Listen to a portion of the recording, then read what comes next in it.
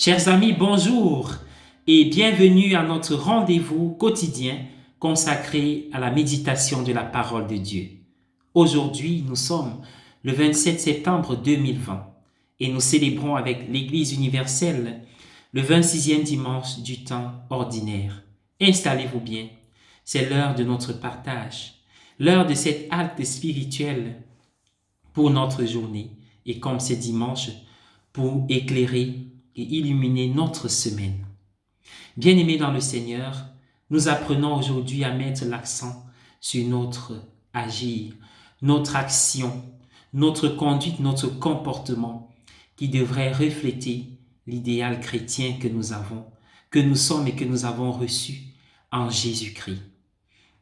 Oui, bien-aimés dans le Seigneur, l'agir suit l'être, c'est-à-dire que l'agir est la révélation de notre être. En effet, ce que nous disons peut s'envoler. Ce que nous disons ne compte pas toujours. Ce que nous disons a moins d'importance que ce que nous faisons, ce que nous incarnons. Et Dieu compte cela. En suivant les textes de ce jour, nous pouvons le découvrir. Quand le prophète Ézéchiel, au chapitre 18 de son texte, de son écrit, nous rappelle que Dieu est bon et que ce qui arrive aux hommes est le fruit de leurs actions. Le juste, s'il se pervertit, mourra non pas à cause de Dieu mais à cause de son acte. Tandis que le méchant, quand il revient sur les chemins de Dieu, est sauvé à cause de son agir. Cela nous interpelle profondément sur nos différents oui en tant que chrétien, en tant qu'époux, en tant que consacré. Que ton oui soit oui. Et le oui doit être oui quand il quitte la tête pour descendre dans le cœur et dans les membres, dans les actions et dans nos vies. C'est ce qui se révèle aussi dans l'évangile selon saint Matthieu de ce jour, où on nous raconte l'histoire de ces deux fils envoyés à la vigne par leur père. Le premier dit oui et n'y va pas. Le second dit non, puis il obéit. C'est vrai, comme on dit les auditeurs de Jésus, c'est le second qui a fait la volonté du Père.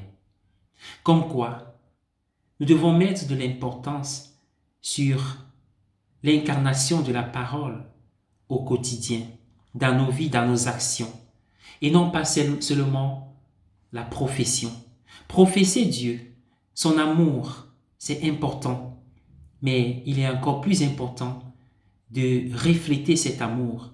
Saint François le disait, il faut annoncer le Christ toujours, et si c'est nécessaire, par des mots, par des paroles.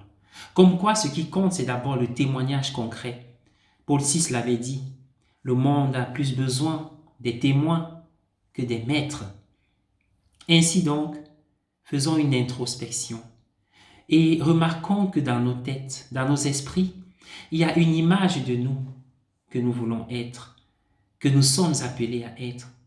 Mais en regardant le quotidien, la concrétude de notre existence, pouvons-nous dire qu'il y a harmonie et unité de vie?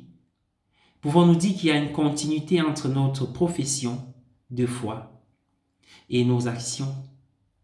Pouvons-nous dire qu'il y a cette équivalence et non pas une dichotomie?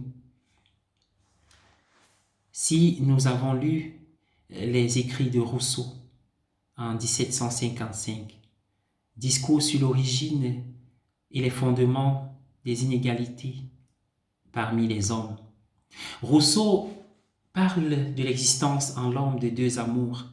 L'amour de soi, qui est un amour naturel, qu'il qualifie même comme étant l'instinct de conservation, où l'homme a le droit, le devoir de défendre sa vie, de la maintenir, de persévérer dans l'existence. Et c'est légitime et c'est beau.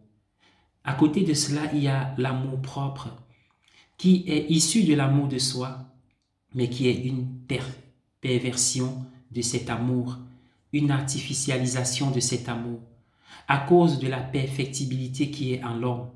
Nous savons que chez lui, la perfection, la perfectibilité qui est propre à l'homme et non pas à l'animal, éloigne l'homme de la nature et donc de la vérité. Ainsi, l'homme se trouve au milieu de ses semblables et se préoccupe du regard des autres.